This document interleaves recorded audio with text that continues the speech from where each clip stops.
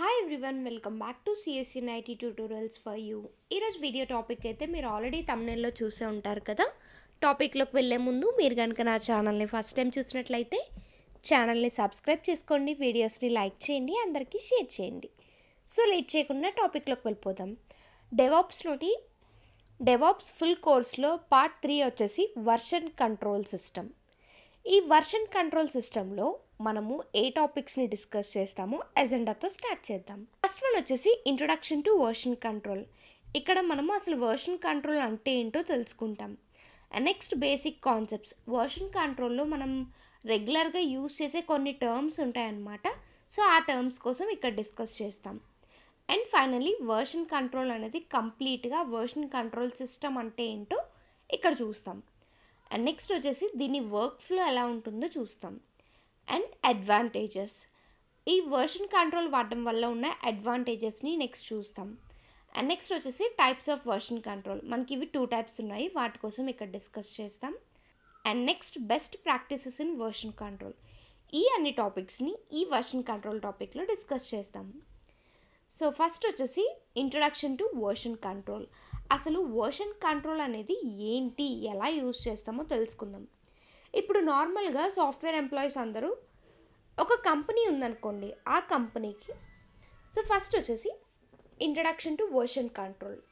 ఈ version control కోసం తెలియాలంటే ఫస్ట్ మీకు ఫర్ ఎగ్జాంపుల్ ఒక కంపెనీ ఉందనుకోండి, ఆ కంపెనీ ఎక్కడో యూఎస్లో ఉందనుకోండి, దాని బ్రాంచెస్ ఓవరాల్ వరల్డ్లో ఉన్నాయనుకోండి. ఒకటి ఇండియాలో, ఒకటి జపాన్లో, ఒకటి యూకేలో, ఇలా డిఫరెంట్ ప్లేసెస్లో ఉన్నాయి. సో ఇక్కడ డిఫరెంట్ ప్లేసెస్లో ఉన్న ఎంప్లాయీస్ అందరినీ కొలాబరేట్ చేయాలి.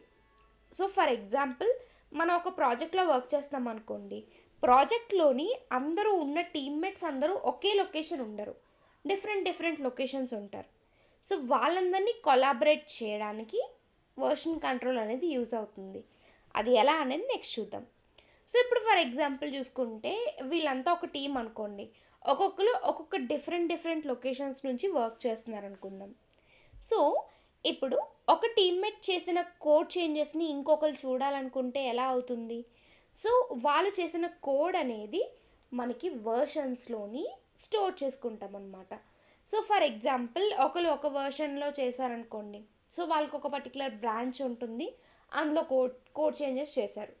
సో ఆ పర్టికులర్ బ్రాంచ్లోనే ఇంకొకరు కూడా కోడ్ చేంజెస్ చేయాలనుకోండి, సో వాళ్ళ దగ్గర ఏదైతే లోకల్లో వర్క్ చేశారో ఆ కోడ్ని పుష్ చేస్తారు. సో పుష్ చేసిన తర్వాత అది మొత్తం ఉన్న టీం అందరికీ కూడా కనిపిస్తుంది. ఆ బ్రాంచ్కి ఎవరెవరికైతే యాక్సెస్ ఉందో ఆ చేసిన కోడ్ అనేది అందరికీ కనిపిస్తుంది అనమాట. సో ఇది స్టోరింగ్ వర్షన్స్. సో మనకి డిఫరెంట్ వర్షన్స్ అంటే ఇప్పుడు మనము కోడ్ చేంజెస్ చేసాము ఒక పర్టికులర్ ఫైల్కి. అండ్ నెక్స్ట్ వచ్చేసి ఒక 2 వీక్స్ తర్వాత అదే ఫైల్కి కొన్ని చేంజెస్ చేశారు అంటే మరి ప్రీవియస్ వర్షన్ అనేది మన దగ్గర స్టోర్ అయ్యి ఉండాలి కదా. సో వర్షన్ కంట్రోల్ యూజ్ చేసుకొని ప్రీవియస్ వర్షన్స్ని కూడా మనం స్టోర్ చేసుకోవచ్చు అనమాట. సో మీ వర్షన్సే కాకుండా మీ టీమ్మేట్స్ యొక్క వర్షన్స్ని కూడా చూడొచ్చు.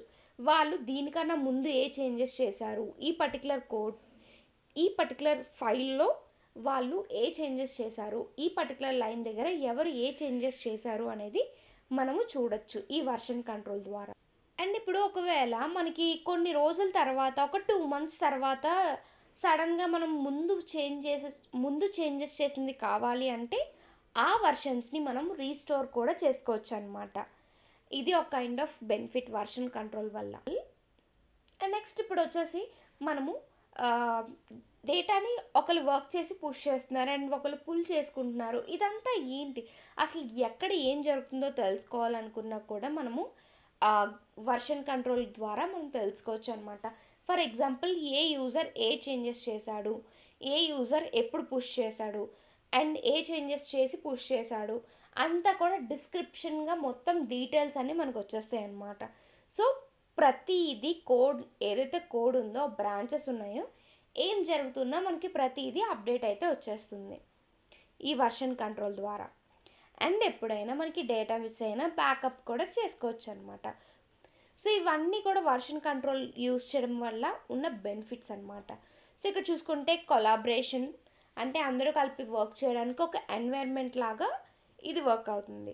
అండ్ నెక్స్ట్ మనకి డేటా అనేది ఎవరైతే కోడ్ చేశారో ఆ కోడ్ వర్షన్స్ అనేవి స్టోర్ చేసుకోవచ్చు. ముందు ఒక 2 వీక్స్ ముందు ఏ చేంజెస్ చేసావు, 3 డేస్ ముందు ఏం చేంజెస్ చేసావు అన్నీ కూడా మనకి స్టోర్ అయి ఉంటుంది. అండ్ వాటిని ప్రీవియస్ వర్షన్స్ని మనము కావాలి అంటే తెచ్చుకోవచ్చు కూడా. అండ్ మొత్తం ఏం జరుగుతుందో అంతా కూడా మనకు ఆ వర్షన్ కంట్రోల్ చూడగానే అర్థమవుతుంది. అండ్ బ్యాకప్ చేసుకోవచ్చు. ఇవి దీని మెయిన్ బెనిఫిట్స్. ఇది version control just introduction part. ఈ వర్షన్ కంట్రోల్లో బేసిక్గా మనము కొన్ని టర్మ్స్ని యూజ్ చేస్తాము, కొన్ని కాన్సెప్ట్స్ అనేవి ఉంటాయన్నమాట. ఆ కాన్సెప్ట్స్ని తెలుసుకుందాం. ఫస్ట్ వన్ వచ్చేసి రిపాజిటరీ. ఈ రిపాజిటరీ అనేది ఏంటంటే ఒక క్లౌడ్ బేస్డ్ స్టోరేజ్. సో క్లౌడ్ని బేస్ చేసుకుని ఉంటుంది. మనం చేసిన చేంజెస్ అన్నీ కూడా క్లౌడ్లో స్టోర్ అవుతుంది. అదే రిపాజిటరీ అనమాట. సో ఇక్కడ మనకి కొన్ని టూల్స్ కూడా యూజ్ చేస్తూ ఉంటాం. మెయిన్లీ ఇది మన ప్రాజెక్ట్ పర్పస్ యూజ్ చేస్తాం. ఫర్ ఎగ్జాంపుల్ ఒక రెపో అనేది క్రియేట్ చేస్తాను అనుకోండి. ఆ రెపోలోని repo is nothing but repository. So ఆ రిపాజిటరీలో మనకి చాలా బ్రాంచెస్ని క్రియేట్ చేసుకోవచ్చు. సో ఒక్కొక్క టీమ్మేట్ ఒక్కొక్క బ్రాంచ్ మీద వర్క్ చేయొచ్చు. సో వీటన్నిటికీ మెయిన్ ప్రొడక్షన్కి వెళ్ళే కోడ్ అనేది ఒక బ్రాంచ్లో ఉంటుంది. ఇదంతా మేనేజ్ చేసుకోవడానికి మనకు ఒక రిపాజిటరీ అనేది ఉండాలన్నమాట. ఇది రిపాజిటరీ అంటే. అండ్ నెక్స్ట్ వచ్చేసి కమిట్. సో కమిట్ అనేది ఏంటి అంటే ఇప్పుడు నార్మల్గా మీరు కోడ్ చేంజెస్ చేస్తున్నారనుకోండి.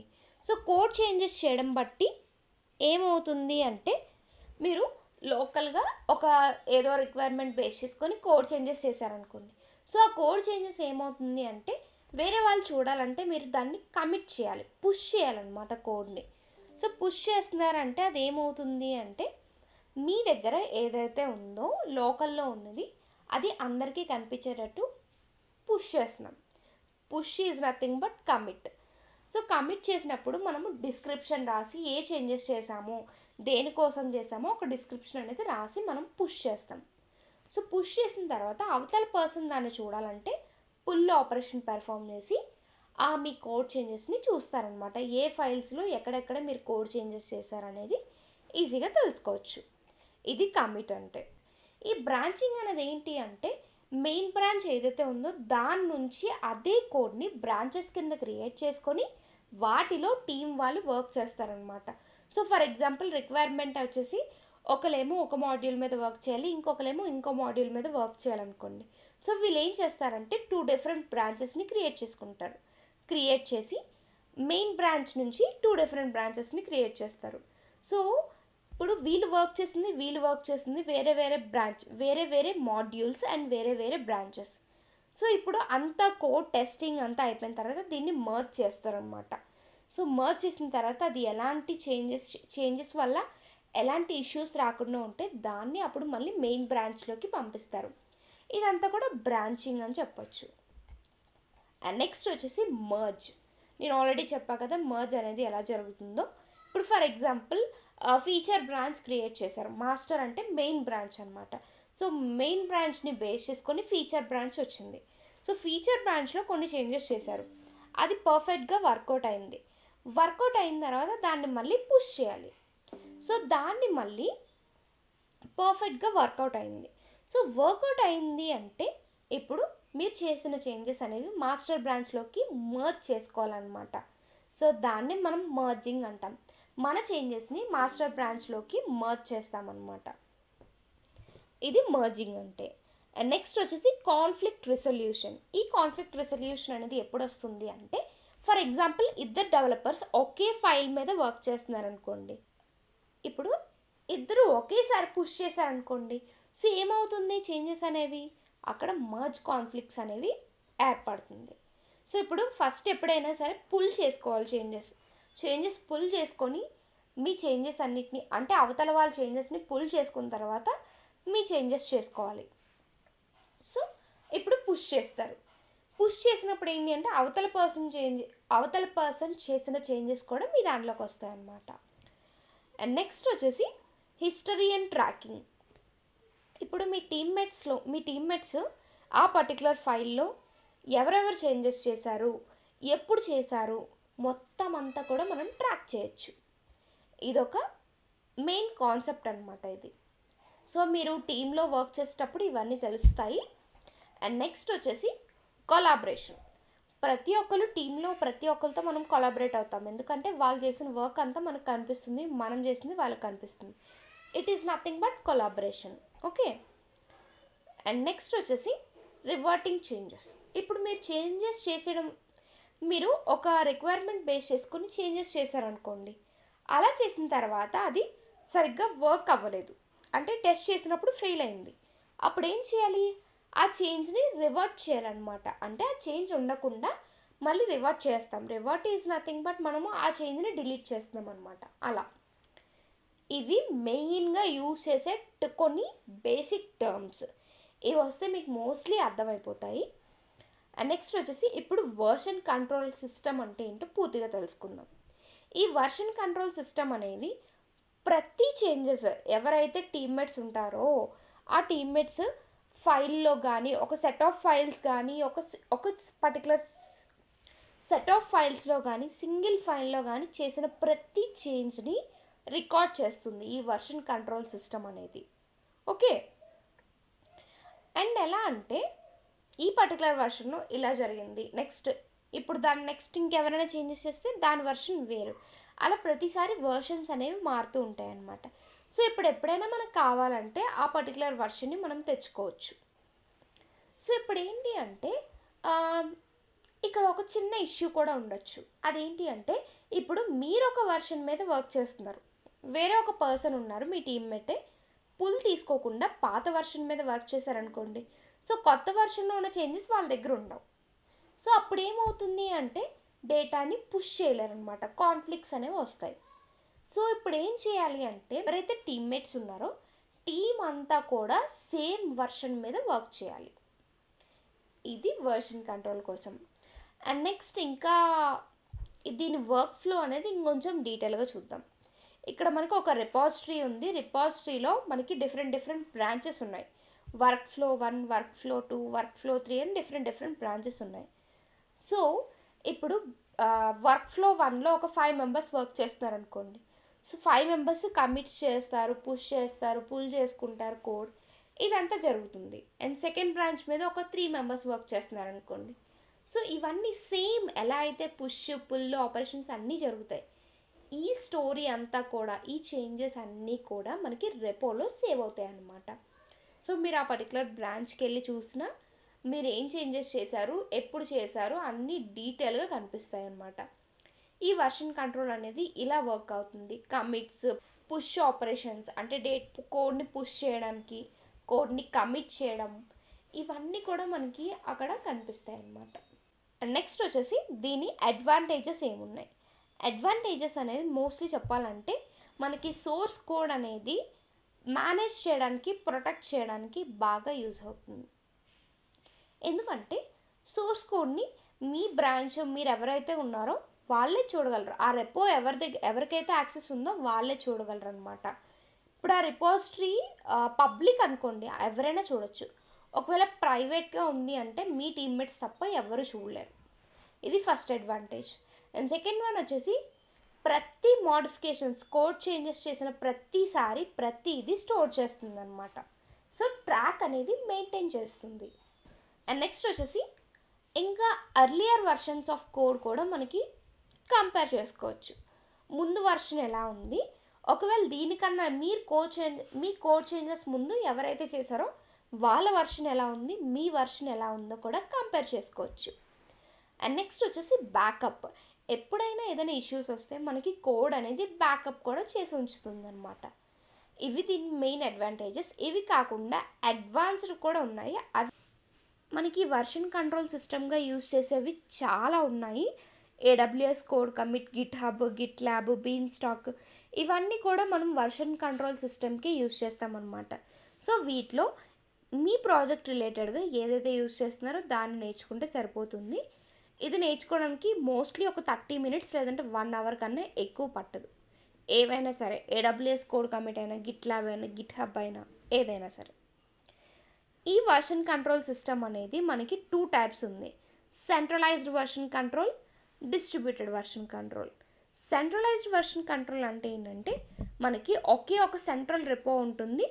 దాని నుంచి మనకి బ్రాంచెస్ ఫామ్ అయ్యి బ్రాంచెస్ ద్వారా మనం వర్క్ చేసి అప్డేట్ కమిట్ అనేవి చేస్తూ ఉంటాం అనమాట సెంట్రలైజ్డ్ వర్షన్ కంట్రోల్లో. ఇక డిస్ట్రిబ్యూటెడ్కి వచ్చినప్పటికీ ఒక మెయిన్ రెపో ఉంటుంది అండ్ దానిలో మళ్ళీ కొన్ని రెపోస్ ఉంటాయన్నమాట. సో ఆ రెపోస్ అంటే ఒక మెయిన్ రెపోలో డిఫరెంట్ రెపోస్ ఉంటాయి అండ్ ఆ డిఫరెంట్ రెపోస్లో మళ్ళీ మనకి బ్రాంచెస్ ఉంటాయి. ఇది డిస్ట్రిబ్యూటెడ్ వర్షన్ అవుతుందన్నమాట. వీటి కోసం మనకి ఇంకా ముందుకి డీటెయిల్గా చెప్తాను. నెక్స్ట్ అయితే గిట్. సో గిట్ కోసం తెలుసుకుందాం. మీ అందరూ వినే ఉంటారు గిట్ అనేది. ఈ గిట్ అనేది ఏంటి అంటే ఇట్స్ లైక్ ఏ సర్వర్. ప్రతి యూజర్ చేసిన చేంజెస్ అన్నీ కూడా గిట్ సర్వర్లో సేవ్ అవుతాయి అన్నమాట. ఈ గిట్ అనేది డిస్ట్రిబ్యూటెడ్ సర్వర్. సో మనకి ఎన్ని రెపోస్ అయినా ఎన్ని బ్రాంచెస్ అయినా అన్నీ క్రియేట్ చేసుకోవచ్చు. అండ్ ఈ గిట్ వల్ల మనకి చాలా చాలా అడ్వాంటేజెస్ అయితే ఉన్నాయి. ప్రతిదీ సోర్స్ కోడ్లో ఉన్న ప్రతిదీ ట్రాక్ చేస్తుంది. వర్షన్ కంట్రోల్ సిస్టమ్ యూస్ చేయడానికి మనకి గిట్ ల్యాబ్, గిట్ హబ్ ఇవన్నీ ఉంటాయన్నమాట. సో ఇవన్నీ వాటి టూల్స్ అన్నమాట. వర్షన్ కంట్రోల్ సిస్టమ్కి యూస్ చేసే టూల్స్. ఇక్కడ సోర్స్ కోడ్ మేనేజ్ చేయడానికి డిస్ట్రిబ్యూటెడ్ వర్షన్ కంట్రోల్ని యూస్ చేస్తాం గిట్లో. అండ్ మల్టిపుల్ డెవలపర్స్ ఒకే దగ్గర వర్క్ చేయడానికి ఇది హెల్ప్ అవుతుందన్నమాట. అండ్ నాన్ లీనియర్ డెవలప్మెంట్ని ఇది సపోర్ట్ చేస్తుంది. ఎందుకంటే మనకి చాలా బ్రాంచెస్ని క్రియేట్ చేసుకోవచ్చు కదా. సో బ్రాంచెస్ అనేవి ఒకేలాంటి ఒకదాని మీద నుంచి ఒకటి క్రియేట్ చేసుకుంటాం బ్రాంచెస్ అనేవి.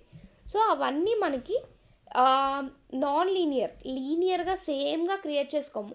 కొన్నిసార్లు పాత వర్షన్ది కావాలి బ్రాంచ్ అనుకున్నా మనం క్రియేట్ చేసుకోవచ్చు. సో అందుకని ఇది నాన్ లీనియర్ డెవలప్మెంట్ అంటాం. దీనిలో best practices in version control. ఇదేంటి అంటే వర్షన్ కంట్రోల్ అనేది మీకు బాగా అర్థం అవ్వాలి అనుకుంటే ఫస్ట్ వచ్చేసి డిస్ట్రిబ్యూటెడ్ వర్షన్ కంట్రోల్ని యూజ్ చేయండి. And next branching and merging ఈ ఫీచర్స్ని బాగా యూటిలైజ్ చేసుకోవాలి. అండ్ మన రిపాజిటరీ ఎప్పుడు క్లీన్గా ఉంచుకోవాలి. ఎప్పుడు వేస్ట్ అంతా ఇప్పుడు ఫర్ ఎగ్జాంపుల్ అవసరం లేని బ్రాంచెస్ ఉన్నాయనుకోండి, ఎప్పటికప్పుడు రిమూవ్ చేసి రెపో అనేది క్లీన్గా ఉంచుకోవాలి. అండ్ కోడ్ రివ్యూస్ ప్రతిసారి మనకి కోడ్ రివ్యూస్ అనేవి చెక్ చేసుకోవాలి. సో ఏది ఉంది, ఎవరు ఏ కోడ్ని పుష్ చేశారు, ఇది పర్ఫెక్ట్గా వర్క్ అవుతుందా లేదా అని కోడ్ రివ్యూస్ చేసుకోవాలి. అండ్ ప్రతిసారి కమిట్ చేసిన ప్రతిసారి డిస్క్రిప్షన్ అనేది మ్యాండేటరీ. సో డిస్క్రిప్షన్ అనేది ఉండాలి. అండ్ ప్రతిసారి మనము రిలీజెస్ అయినప్పుడల్లా మనం ట్యాగ్స్ని యూజ్ చేయాలన్నమాట. అండ్ నెక్స్ట్ ప్రతిసారి రెగ్యులర్గా మనము బ్రాంచ్ని అప్డేట్ చేసుకోవాలి, సింక్ చేసుకోవాలి, లేదంటే కాన్ఫ్లిక్ట్స్ వస్తాయి. అండ్ నెక్స్ట్ మన డేటాని బ్యాకప్ చేసి ఉంచుకోవాలన్నమాట రిమోట్ రిపాజిటరీస్లో.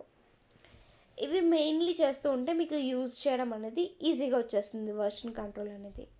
సో ఇదంతా కూడా వర్షన్ కంట్రోల్. నెక్స్ట్ వీడియోస్లో ఇంకొంచెం డీటెయిల్గా. Thank you for watching this video. Please do like, share, subscribe and comment. Thank you.